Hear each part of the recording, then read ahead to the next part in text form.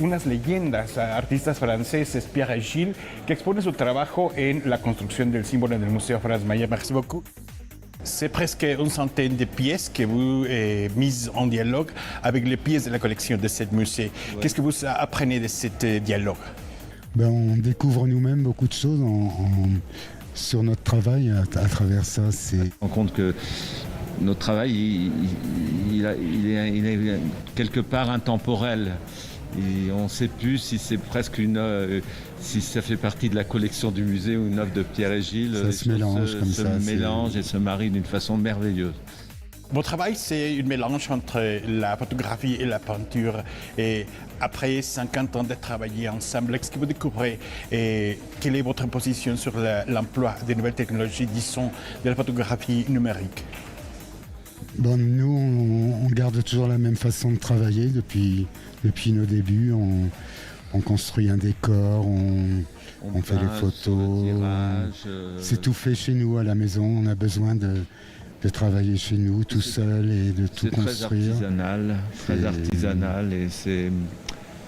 Voilà, pour nous, ça n'a pas changé. Bien qu'on fait nos prises de vue en numérique, on ne travaille plus en argentique comme à nos débuts, mais on ne travaille pas avec Photoshop, on peint à la main, les gens sont réellement dans le décor, on construit un décor sur mesure.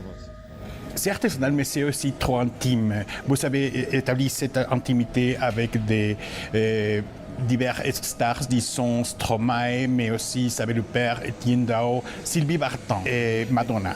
Cette variété, qu'est-ce que vous avez trouvé sur la réflexion? Quelle est la réflexion sur la personnalité, comme attraper cette personnalité sur les images? Chaque personne nous inspire des choses différentes. On rentre dans l'univers de la personne et on construit l'image sur mesure. C'est la personne qui nous inspire. Qu'elle soit célèbre ou pas, c'est pareil, c'est le même travail.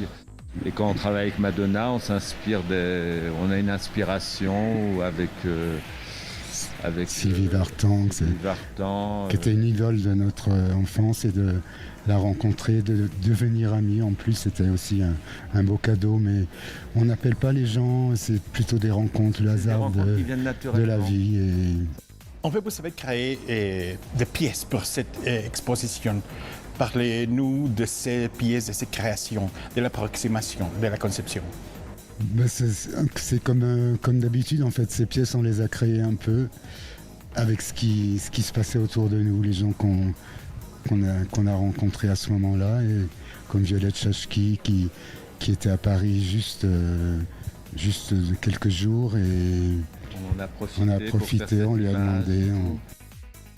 Qu'est-ce que vous pouvez dire de la construction de la masculinité et de l'homo-érotisme à travers vos images? Je pense que l'érotisme est important dans la vie, et inconsciemment, on a travaillé comme ça, mais quand on va au Louvre, dans les musées comme ça, il y a aussi la nudité, l'érotisme.